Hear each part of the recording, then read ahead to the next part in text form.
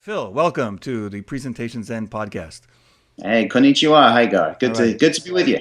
So I know that it's very early morning there and you've got to go to work. And the sun is up. The sun might be up, but it's kind of cloudy, so there isn't so much of it today. But still, yeah. And I'm presenting it orange today, so I'm wearing the appropriate color. Okay. So why don't you just tell people who you are? What are you doing now? Tell us about the company that you're with now or the company that you've started now and what exactly you're doing and what does that have to do with presentations? Okay, what the hell does that have to do with presentations? Okay, so I part run a company called Ideas on Stage, and we are modestly, we're probably France's leading company now in presentation skills and one of the leaders in Europe. We offer design, we offer coaching, and we offer training courses in presenting. And we also do a lot of presenting and a lot of coaching and things for events like TEDx events. So you name it, if it's around a presentation, we probably get involved in it somewhere. And we've been doing this now for about 3 years or so. This is a company that I started with a good friend of mine called Pierre Morsat, who I know you know, Gar. Yeah. And he and I mean, we knew each other through our wives, in fact. That's how we got in contact. But he already ran a presentation skills blog in French for a number of years. And I know he was in contact with you for a while. So when people gave me the idea of starting a presentation company, I thought, well, yeah, okay, I'll go and talk to Pierre and see what he thinks. And he wanted to talk to me about it as well, and we basically said, well, look, you want to do a design firm, I want to do a training firm, let's do both and let's do it together.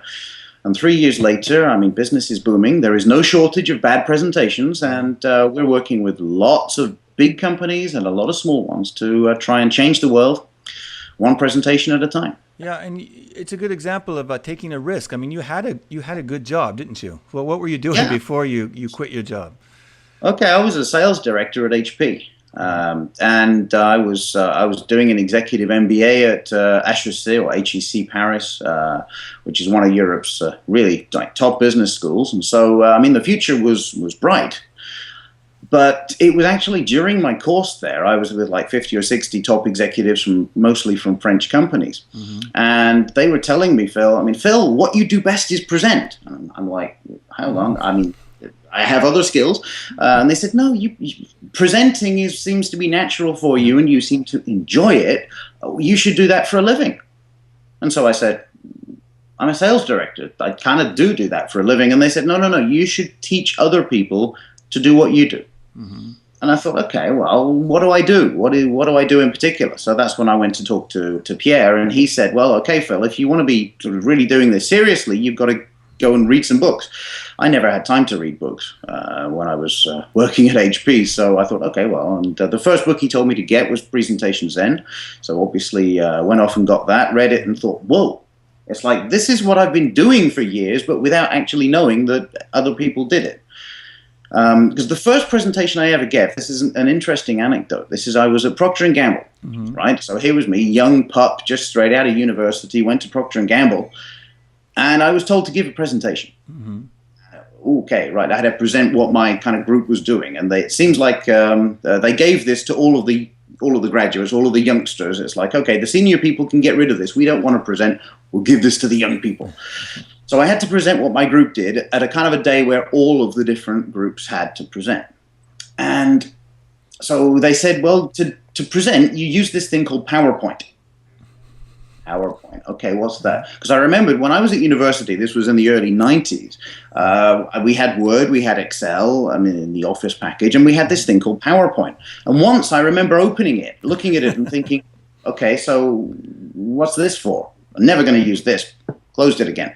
But Word and Excel, of course, I knew very well. So I opened this PowerPoint thing at Procter & Gamble, and they was like, okay, what can you do with this? And people said, well, you put text and stuff on it, and you project it on the wall behind you while you're presenting. I thought, okay, I'd never seen a presentation before. I'd seen university lectures, didn't want to be doing that. And so, okay, so I realized you could put pictures in there. So I put pictures in there, and I put a few words on there to go with the meaning of the picture. And I had like meaningful pictures, like someone climbing up a cliff. And I think there was somebody in the starting blocks in like an athlete or whatever talking about our project. And I got to this day, and I was on last. And so I saw everybody else presenting, and they were like bullet point, bullet point, wall of words here. And I was thinking, what the hell have I done? They're going to fire me. I've been here less than a month and I'm going to get fired. What have I done? I've used pretty pictures and stuff. And it came to my turn and I did my thing. And everyone was like, wow, you can do that with PowerPoint? And it turned out that that was fine. So I never looked back. And I've been doing that for years. And then I realized that what you and I were talking about was pretty much the same thing, except that you made it look so much better than I did.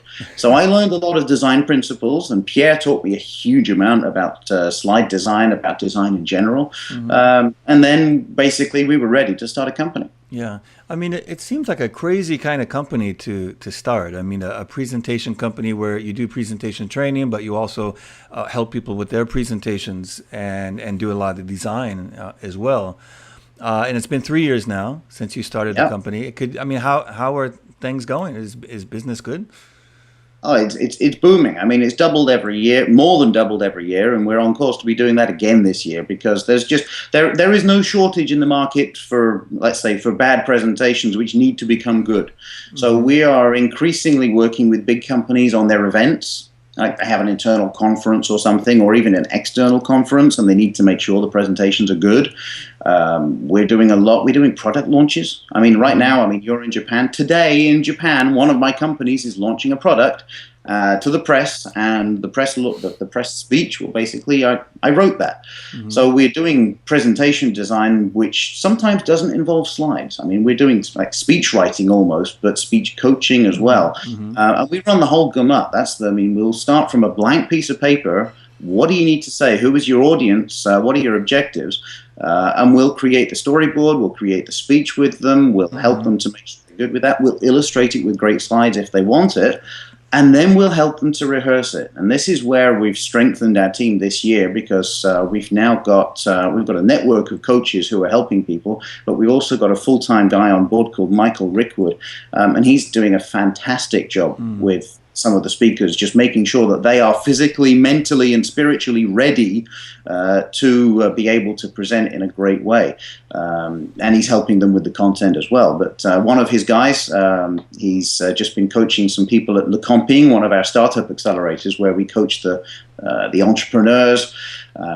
One of them just won a big competition at the Le Web pitch competition in London. So Michael's doing a fine job, and frankly, business is going very, very well. So we're probably going to be hiring some more. So that's the really good news. I mean, it's a crazy idea. We're a crazy firm, if you like, but we're having a great time. Now, your company is headquartered, if I may use that old word, but your company is basically headquartered in France, in Paris. But I must say, you have a very strange French accent. Your English is great. Really cool. Well, now let's not get in trouble. That's not a problem. My wife is French. Where are you from? I am English, but that's not contagious, don't worry. Yeah. I've been living in France for 8 years now. My wife is French. I speak fluent French, so I do a lot of training. I teach at various French universities, including HEC, sometimes in English, sometimes in French. Sometimes in both. I have companies that say, well, let's do some parts in English and some parts in French. And the fact is, within our company, we're all bilingual, so we can do that, which is great. So we do stuff in English and in French. But we've done training courses all over Europe. So we've done training courses in Spain, in the UK, in Denmark, in Germany, in Switzerland. So, we travel. And we find that it's not just in France that there's a need for great presentation services, and you can't be everywhere. You're a long, long way away. So it's great when we can bring you to Europe, but the rest of the year they need someone over here to tell them how to present. And I'm very happy to be helping a lot of companies with that, and doing a lot more keynote speeches this year as well. Lots of keynote speeches. Let me ask you, because people always ask me, since I travel around the globe a little bit, and they ask me, well, is there cultural differences? And of course, that's something I even studied at least in graduate school, that, ibunka communication, intercultural communication. And culture matters, and of course there are cultural differences. But let me just ask you, in your experience, and you primarily focus on Europe, are there things that you can actually, is there some advice you can actually give people? Some tips to keep in mind without overly generalizing one culture? Are there at least a few things we could keep in mind? Or what are some of the things you've noticed? Well, different cultures certainly have different expectations. And one of the first thing about presentations is you've got to adapt to your audience. So you can't expect your audience to adapt to you. You've got to adapt to your audience. And sometimes you're going to have completely different expectations. I mean, I talk about 4 parameters of audience expectations, depending on their culture. Number 1 is how modest they expect you to be. Right? I mean, you know very well in Japan, if you are going to want to present in Japan, you had better be extremely apologetic for being outside the group and being up there in front of them, right? And being soto instead of ichi, right? So you're almost apologetic. I'm really sorry. I hope I'm not going to waste your time. You try and do that in the United States, and they'll eat you alive. Generally, in places like in Western Europe, you don't need to be too modest, but a little is good. Right? You want people to think you're good, but without actually having to say so. The second thing is, what level of interaction are you going to get? And this is really important because if you go to India, you will find there is a huge amount of interaction. For a 30-minute presentation, you can be doing a 10-minute talk and then 20 minutes of questions. Right? You go to the US, it's probably 15 and 15, so that's plenty of questions. In the UK, it's probably 20 minutes and 10, all right? So still quite a number of questions. Germany will probably be about the same, because in Germany, they will ask questions, and they will ask blunt questions. They will ask very blunt, direct questions. So be ready for that. I mean, that is, again, I don't like to generalize. This is not because the Germans like to be nasty to presenters and say, hey, you're very bad, you obviously didn't explain it properly. But they do like to go out of the room with an understanding. And if they haven't understood, they will ask the questions, and they'll do it in a very simple, very factual, I want to understand this. I didn't get that. Please tell me. And that's, as long as you're expecting that, it's great. Right? In France, you won't get many questions. It's very, very tough. Nobody ever wants to ask the first question in France. Which is very similar to Japan, where generally, if you ask a question after a presentation in Japan, it's almost like saying to the presenter, I didn't understand you. You obviously didn't present very well. And therefore, it's a kind of the mutual respect between audience and presenter is saying, I'm not going to insult you by asking a question. So, and therefore, they're helping each other to preserve their dignity. In France, it's just that nobody wants to put their hand up and ask the first question. But why is that? I think it's because in French education, people are basically taught for a number of years to shut up. They are there at school to shut up and listen and not to argue and not to complain or whatever. So it's ingrained thanks to the education. What is interesting, though, and this is what we do with our customers, we will always plant a first question in the audience. Yeah. Right? So you'll get to the end of the presentation and they'll take a round of applause, and then it's like, okay, so if you have any questions. And then there's this awkward silence where no one wants to ask the first question. And so you allow that 15 seconds or so. And then that planted person will put their hand up and say, I've got a question. And they answer that question. And then it's like, are there any more? And we had this once, one example with one of our big customers there. And 90 minutes of presentation and no questions came. The one planted question, and then we had 45 minutes of other questions. No, that's great. It's just that first one. You just got to set the wheel in motion. No, I think you're right. It definitely is that helps. The difference between the 0 questions and getting that first one can make a difference. In Japan, it's very similar to France, at least in the regard of concerning the education. So a lot of times we're just used to not asking questions, and even though people intellectually know. Okay, I need to ask questions here. Foreign professors and instructors, language instructors too, will often complain.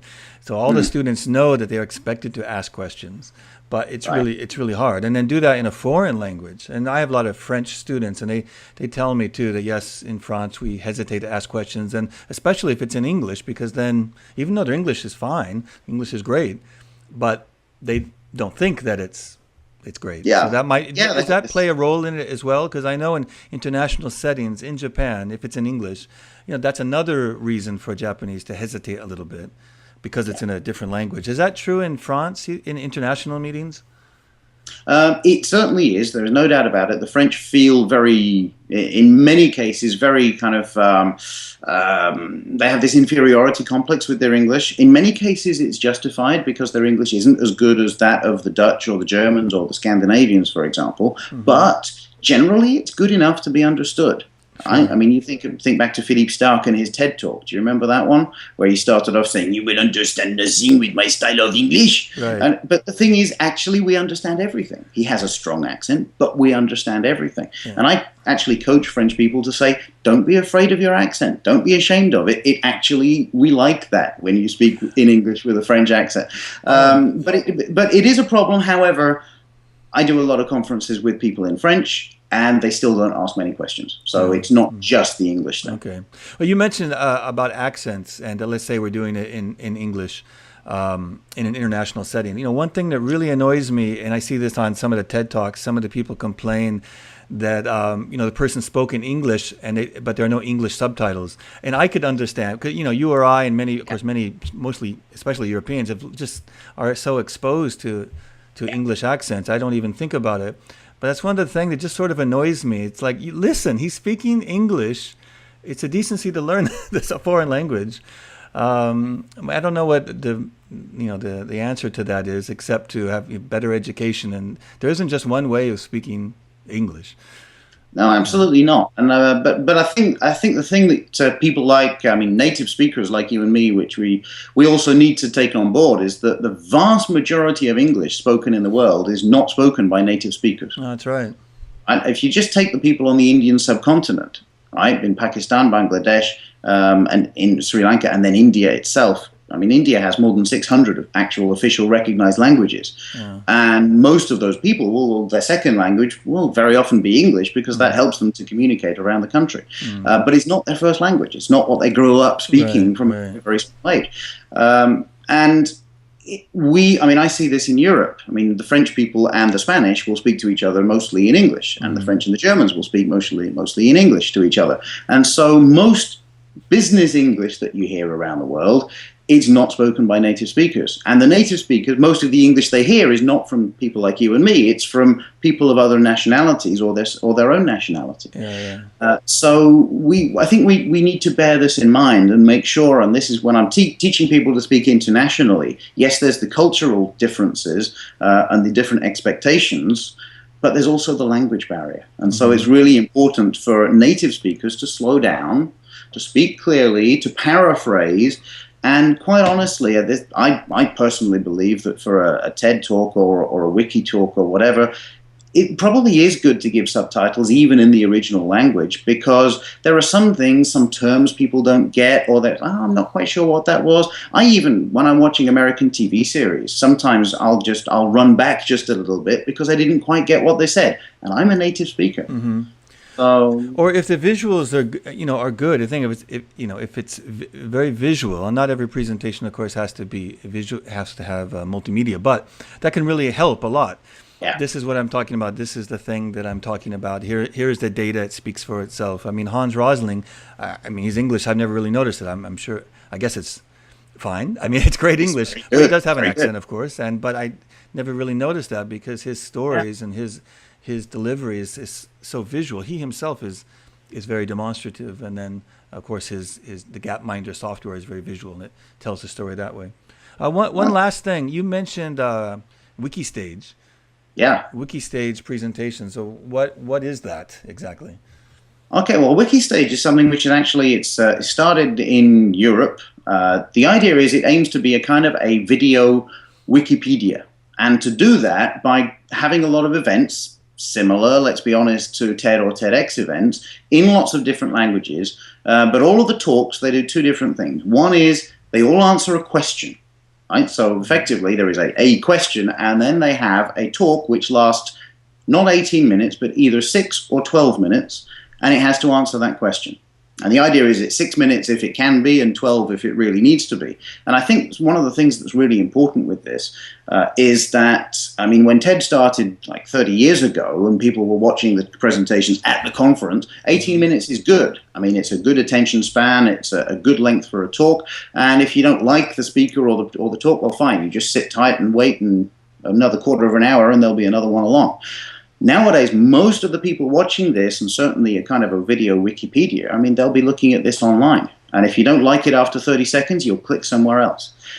So you've got to make sure it's snappy and really, really good. But also, people are mostly only going to click to look at the thing in the first place if it's short. right? I mean, you take two videos. Right? Here's one link, 6 minutes. Here's another one, 20 minutes. Which one are you going to click on? Yeah. You're going to click on the shorter one, and then you'll only click on the longer one if you really need to. So I think that with shorter videos, they're going to be much more viral. Things are going to get shared much more, and more people are going to see them, and there's going to be more value. So, of course, it's a charity, an associative project. I mean, it's a not-for-profit project. It's run by a group of former students who used to be running some TEDx events, so they've got the experience, they know what it's like, and we're just doing something a little bit different. So I did a wiki talk at a WikiStage event earlier this year, so I'll send you that link, Gar. You might be able to put that up on the blog if you want. It has sure. It's all about presentation, so it's perfect for your blog, but it has balloons. Where do they put those? Are they aggregated on YouTube, or what's the format? Yeah, they're all on YouTube, and they're all on the wikistage.org website as well. So we've only had one event so far. There's another one this week, but the idea is that it's going to mushroom. There's a lot of business schools which are planning on doing this.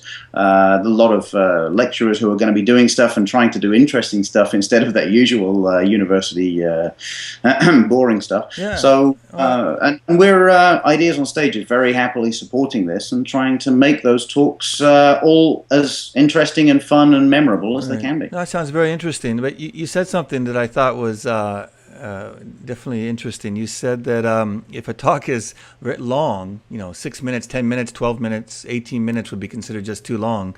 And these days, people prefer to see that 5 minutes there. Yeah. But a lot of people complain, or I should say some people did complain, maybe from the older generation or academics, that look, you can't do anything meaningful in 18 minutes. Anyway, yeah. So, and now you're saying to, even do less than that, less time than that. So, yeah, absolutely. Well, I mean, what I would say generally is a presentation is not a very good place to be sharing information, right? Very simply, it's not. I mean, I quote yourself from one of your books, I think it was The Naked Presenter. If the only purpose of your presentation is to share information, then cancel the presentation and give them a document. It's far more productive. And I certainly adhere to that very much. What a presentation is great for, it's for making people feel something, it's for changing the audience in some way, and it's for making them want to know more. And in 18 minutes, the best you can do really is to kind of light a spark, change the audience a little bit, and make them want to know more. It's pretty much the same in 6 minutes, right? You can maybe say a little bit less, but the idea is you're creating that spark and making them interested so that they're then going to go and look at Wikipedia or buy a book or do a Google search or something so that they can then know more about the subject. That is all you can do in any presentation, be it 1 hour or 3 hours. In 6 minutes, still all you can do. I sneezed. Oh, yes, okay. I agree. Sorry. I'm glad you muted. I thought that the international line had lost, but apparently always hit the mute button before you sneeze. But I agree with what you say.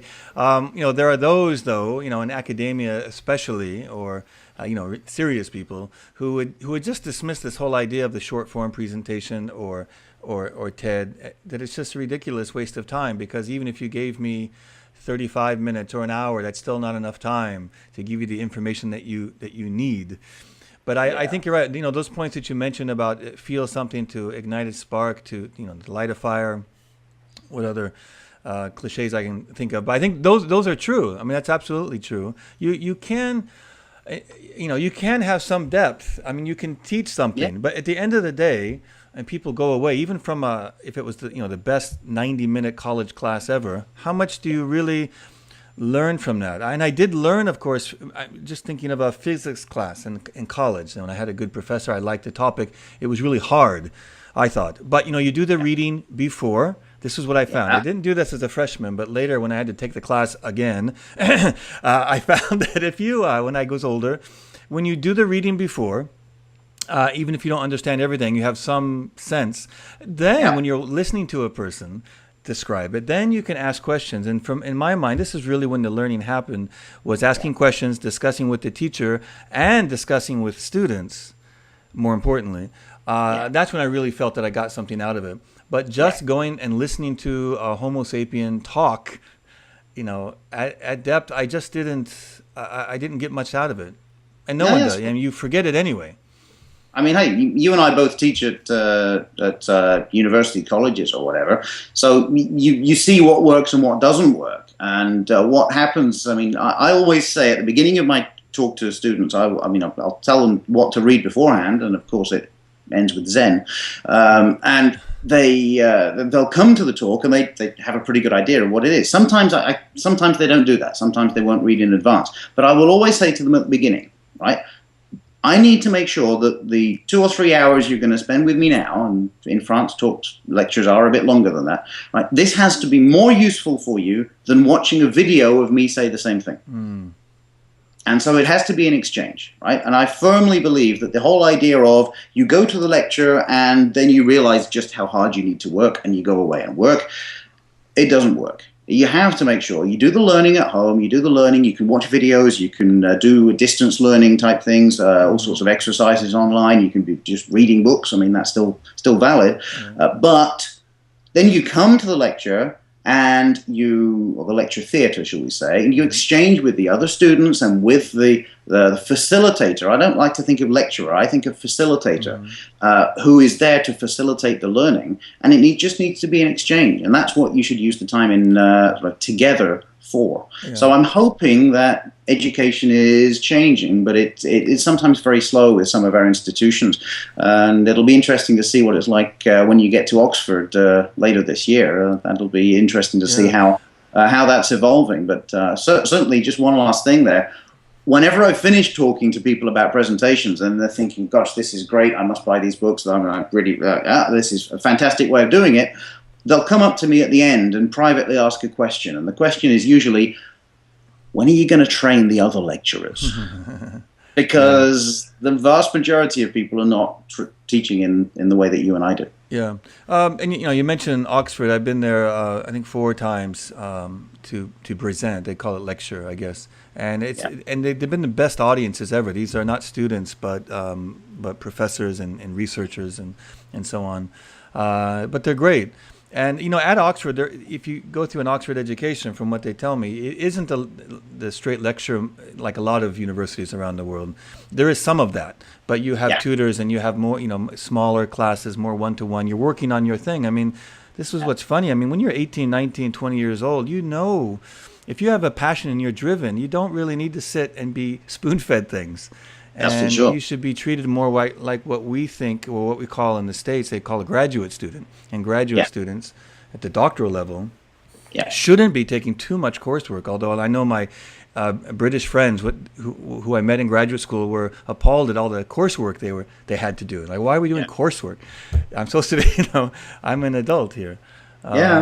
But anyway, so you mentioned Oxford. So I think, and if someone graduated from Oxford as an undergrad, they can give us more information on that. But I believe they don't do as much lecturing as a lot of other places, and it's not so effective anyway. But no, you're right. Around the world, Japan is very conservative, as you know, but universities in the States aren't so much different in terms of the format, because what a great business format, right? What a great business model. I can get 300 students paying tuition in a room, and I'll pay one person to talk.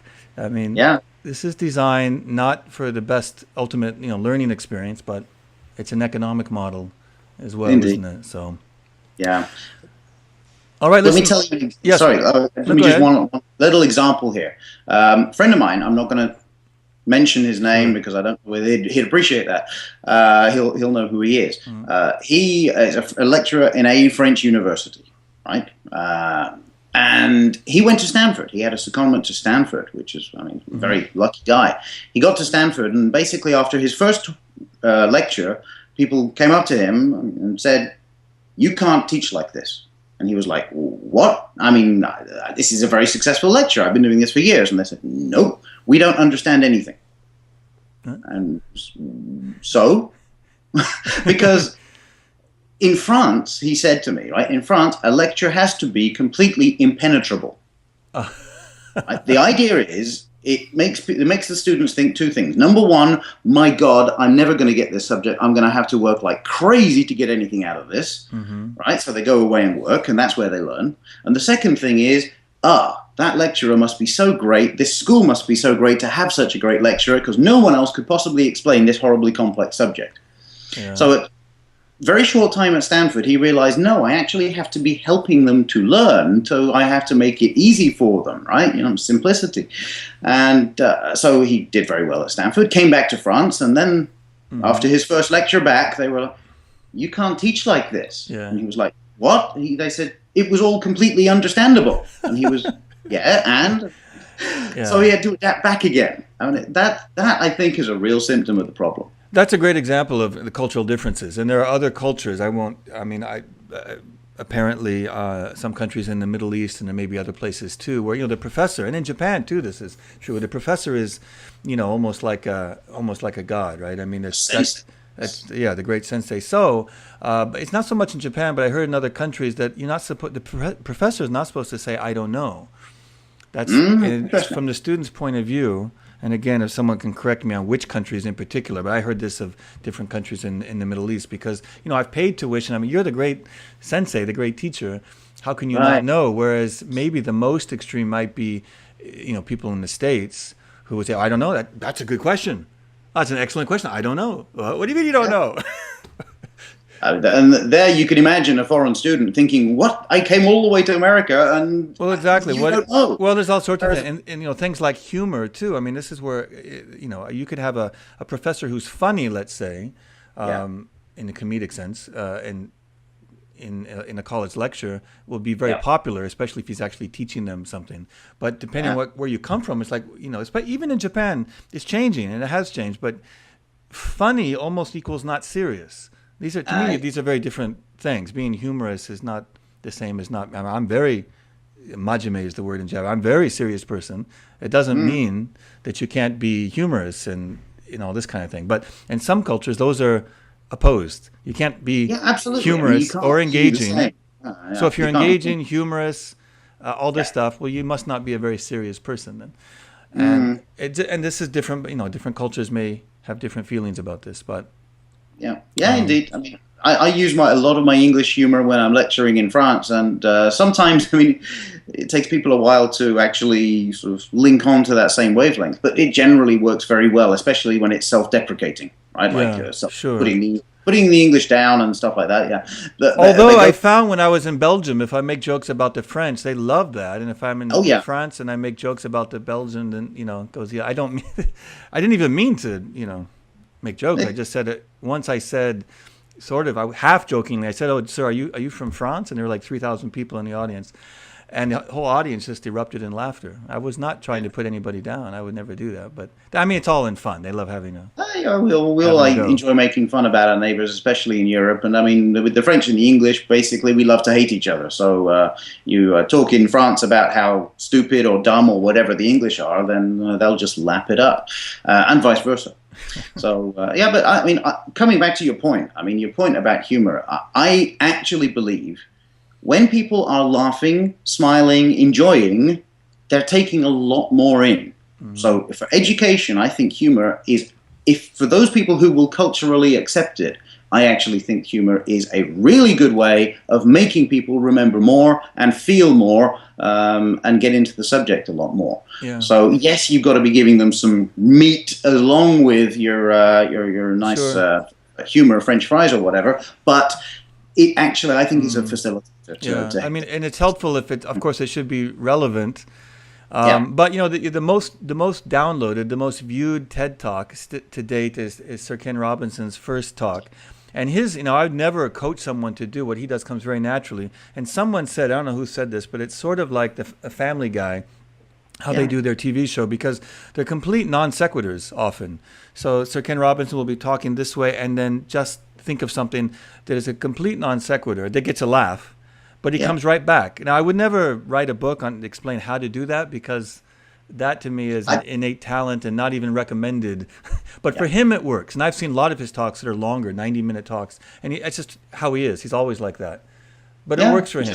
Lots of anecdotes. It works really, really well. Lots of anecdotes, playing to the audience. And I'm a firm believer in playing to the audience. I mean, if you watch my wiki talk, it's supposed to be 12 minutes. It actually ended up being a little bit more, simply because I was playing to the audience. There were some of the things which got like a spontaneous round of applause, which actually I had not intended to say. It wasn't in my script. I hadn't learned it, but I was just reacting to what the audience was, and that's what Ken Robinson was doing. It's got to be an exchange, and this is why I firmly believe a good presentation is not a broadcast. It's an exchange, and it's got to be two-way. And so every presentation, if it's a good one, it's got to be personalized for the audience, and it should be interactive in some way, even if the speaker is the only one who's actually talking. Mm-hmm. And it doesn't have to be, if it's real, it's not going to be perfect, perhaps. There are some things that someone would look back and go, well, maybe I would have said it differently, of course. And you would. If you wrote a speech, you could say every word perfectly. But it's not memorable. It's not, I saw Barack Obama. We were invited to see him speak in Japan. I think the only time he spoke, it wasn't public, but it was an audience of about 1,000, maybe less. Yeah. And he read a speech in teleprompters, which he doesn't always do. But of course, he's a politician. He's going to come all the way to Japan and take a risk at saying something not perfectly. So that's what you do. But we were excited to see the President of the United States speak.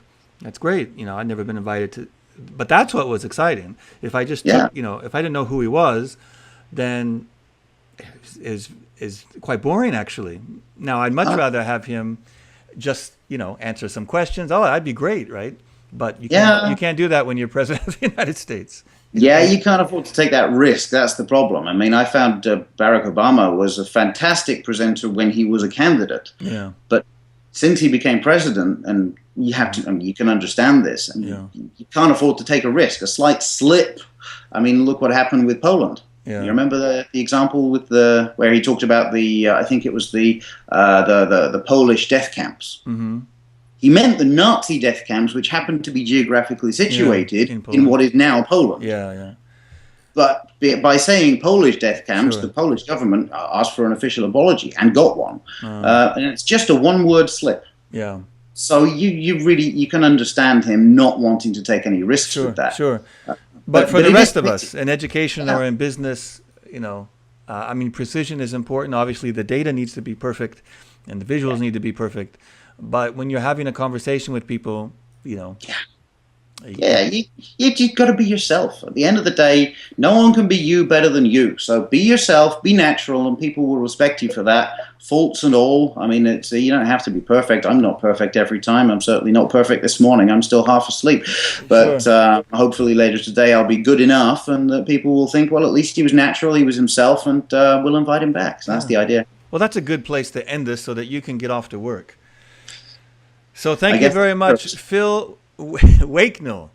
Yeah, you get it right. Waknell, the co-founder of Ideas on Stage. How do you say it in the French language?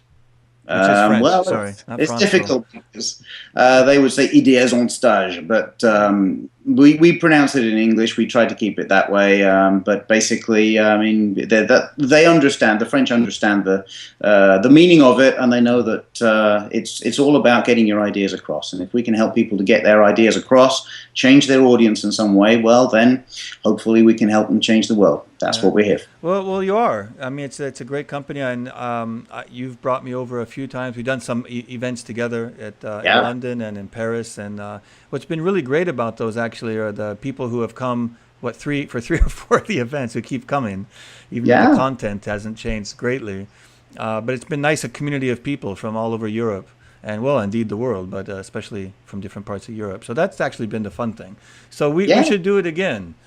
Maybe we'll wait a little bit, but let's do something in Paris again, I think. So any excuse to get to Paris. Any excuse to get to Paris, and any excuse to have you back. It'll be a pleasure. All right. Thanks, Phil. Thanks. Bye-bye. Great time. Talk to you again. Bye.